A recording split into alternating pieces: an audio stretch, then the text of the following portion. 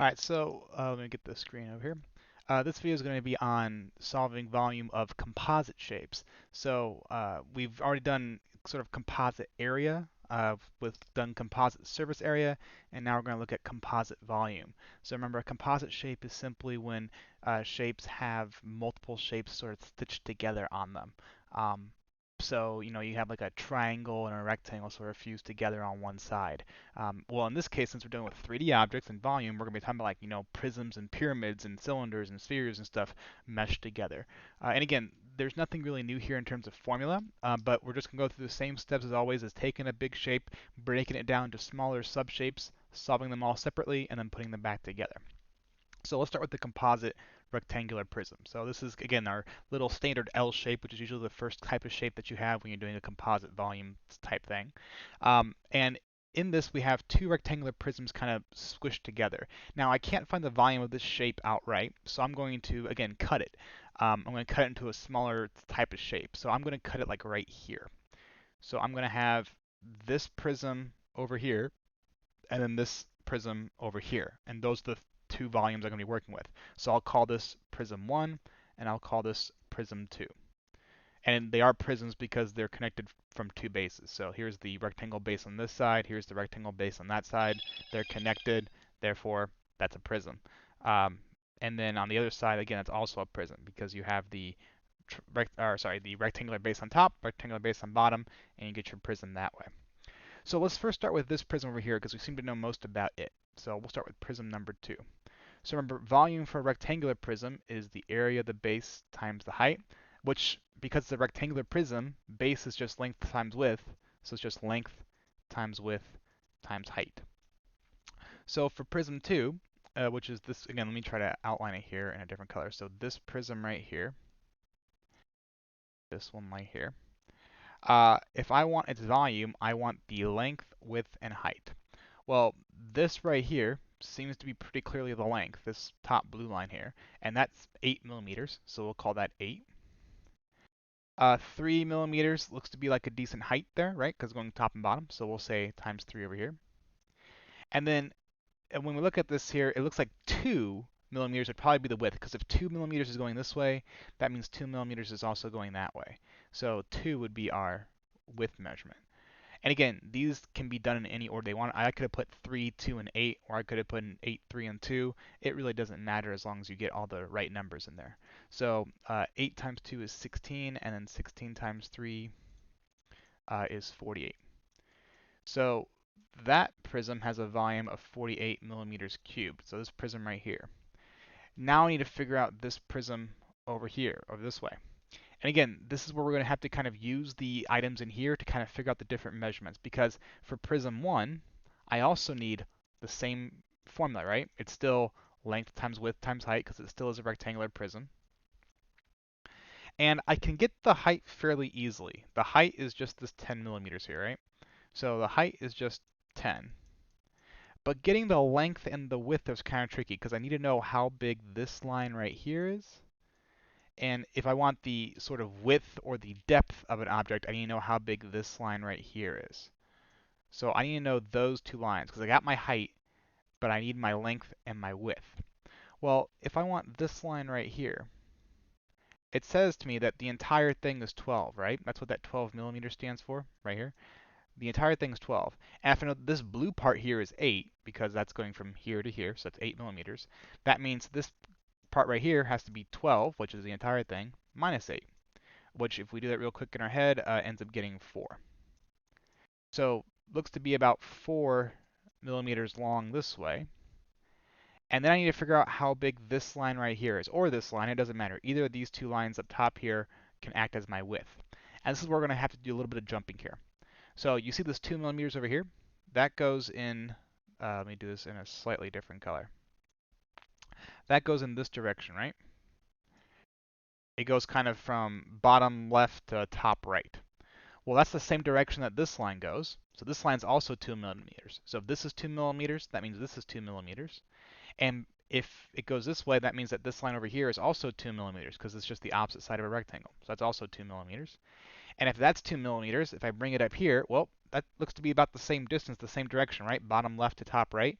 So that's also going to be 2 millimeters, which is also going to make that 2 millimeters. So my width here is just 2 millimeters.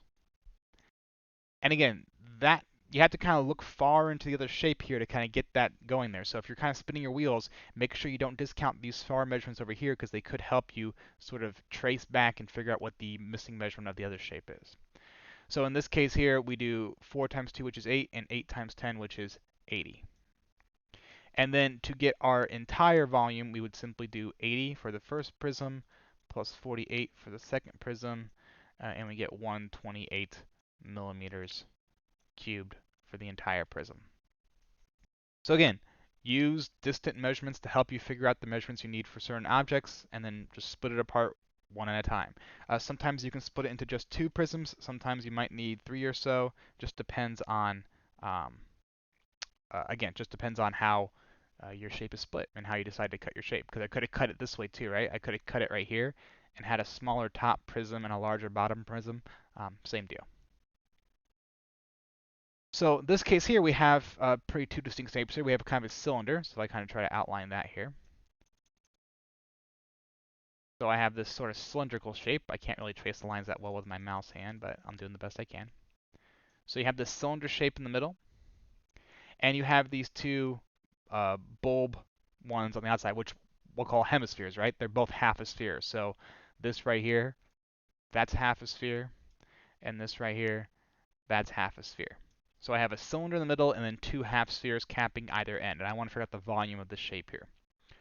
Well, let's figure out the cylinder first, because that was one of the first shapes we worked with, so let's go ahead and figure out the cylinder first. So we'll put that for cylinder. So cylinder, well, the cylinder formula is just like the prism formula, area base times height. But because it's a cylinder, we know that the area of the base is pi r squared. And in this case here, we just multiply by the height. We don't have to divide it by 3 because it's not a cone.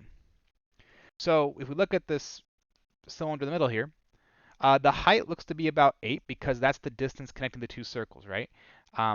Unfortunately, not quite. Because if you look here, 8 goes from the very end here to the very end there.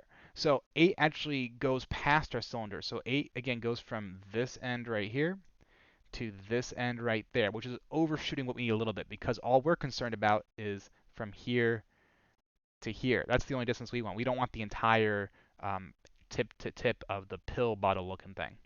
So we have to kind of think about, okay, how would this thing go? How would I get this middle shape here? And this is where you have to be careful of your radius. So look at this little sphere. If I kind of erase some of my blue lines here just to make this a little bit easier, and probably some of my black lines too. If you look at this little hemisphere right here, this little hemisphere in this area, if the radius, which is what this is, if the radius is 2 inches, that means it's also going to be 2 inches this way as well. So that line there would also be 2 inches because again, the radius is going to be the same no matter the direction. So that's going to be 2 inches, that's going to be 2 inches, that's going to be 2 inches, that's going to be 2 inches. So it's 2 inches all around. So that means that this distance right here is 2 inches, and over here, same deal, right? Because it's the same half cylinder. It's an equal or congruent half cylinder there. So this is also going to be 2 inches. Because again, the radiuses are going to be the same. So if it's 2 inches this way, then it's 2 inches that way. Which means that if there's 2 inches on this end and 2 inches on this end, that means in the middle, there's going to be 8 minus 2 minus 2, or 4 inches for the height of the cylinder. So this little middle section, again, we had to kind of use the other shapes, the half sphere shapes, to help us figure out how much distance there is in the middle. So again, don't overlook things like that, and always make sure you pause and say, okay, is this the number I really want, or is it just a piece of the entire thing that I want? So in this case here, we have our height of 4. And then the radius of our cylinder is actually also this 2 inches, right? Because if this is the top circle of my cylinder, or the right circle of my cylinder, however you want to say it, that radius is 2 inches. So the radius of the cylinder is 2 inches, or 2 squared. So again, the half spheres do give us a lot of information, or at least the access to information to get what we need. So in this case here, we would do pi, 2 squared is 4, so 4 times 4, which would be 4 times 4 is 16, so pi times 16, which you would leave it as if you want it in terms of pi, but if we want the actual decimal, we would do pi times 16, and we get 50.27. So 50.27. So again, the way I got my height was I looked at the 8 here going from end to end. I found that this distance here from end to middle was 2 inches because of the radius here. So whenever you see a sphere, make sure you assess that the radius is going in any direction. So if one direction for the radius is 3 inches, all direction for the radius is 3 inches. So if it's 2 inches top to bottom, that means it's going to be 2 inches left to right, 2 inches diagonally, 2 inches down. It's going to be 2 inches everywhere. That's just the nature of the radius. They're always equal no matter which direction they go. Now for the two half spheres, instead of actually doing it twice, once for the first half sphere and once for the second half sphere, I'm just going to imagine that this is just one big sphere. So this half sphere over here and this half sphere over here make one giant sphere with a radius of 2 inches. And luckily for a sphere, so I'll put SPH here for sphere. For a sphere, luckily, our formula just needs the radius. So if you don't remember, it's 4/3 pi r cubed. So for a sphere like this, we would have 4/3 pi, and then our radius for the sphere is the same as our radius for the cylinder. It's 2, because again, 2 inches right there. We don't want to do 4 inches, because 4 inches would be the diameter. That'd be from end to end to end. So it'd be all the way across the sphere. But we're just going to put a 2 in there, because again, 2-inch radius.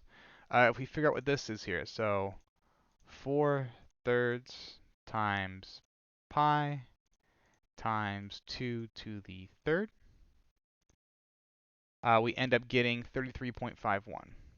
So 33.51, and then as always, to figure out the total volume, we're going to add these together. So 50.27 plus 33.51, and let's see what this ends up being. So 50.27 plus 33.51, we get 83.78. 83.78, and of course, millimeters, no, sorry, not millimeters, inches, because I should be able to read my labels correctly. Inches cubed. There we go. So that would be the total volume. And again, you have to use sort of the properties of the shape to help you figure out what the measurements you need are. That way you don't use 8 in your height like I almost did, but so that you use the right numbers and the right formulas and all that. So in this case here, we have a sort of a cube, or basically a square prism on bottom, and we have a square pyramid on top. And the reason I know it's square is because right here it says 4 by 4. So it's a square on bottom, and then 4 high, which means that it's a cube. It's 4 by 4 by 4. And that means that if it's 4 by 4 on bottom here, that means it's 4 by 4 on top here, or the bottom of the pyramid essentially. So I have a prism and a pyramid. So let's go ahead and figure out the prism first. We'll abbreviate like that, and the pyramid second. Because again, the prism formula is just area of the base times the height. So area of the base is length times width. So length times width, because it's a square base, times height. So length is 4, width is 4, height is 4. Because again, this is a cube, so everything's 4. So it's just 4 times 4 times 4, which would basically be 4 cubed. But I'm going to be lazy and just type in as multiplication. Whoops. Boom. And we get 64. So 64 meters cubed is my volume for the prism on bottom. For the pyramid on top, remember the volume for a pyramid is pretty much the same, but you divide by 3. Because again, it takes 3 scoops of a pyramid to fill a prism. So in this case here, for this pyramid, the base is a square still, because the base here is also 4 by 4. So just bring the 4s up there. So the area of the base is still 4 times 4. The height of the pyramid, this is where to be very careful. It's going to either be 6 or 2, right? Either of those is going to be the heights. Well, in this case here, the 2 meters is going to be my height that I want for this, because the 2 meters goes from top to bottom of the pyramid. The 6 meters goes along the slant here, and that's what's called the slant height. And the slant height is used for surface area. We've used that in the past for surface area. But the direct height from tip to bottom, perpendicular, just straight up and down, that's the height we want for a pyramid. So make sure you include the direct height, not the slant height. So it's going to be 2 here, and then divide by 3. So let's go ahead and do 4 times 4 times 2 divided by 3. Gives us 10.67. So 10 point, I should just say 6 repeating, 10.6 repeating. And then, like I said before, we finish this up by adding them together. So 0.6 repeating, and we get 74.6 repeating meters cubed.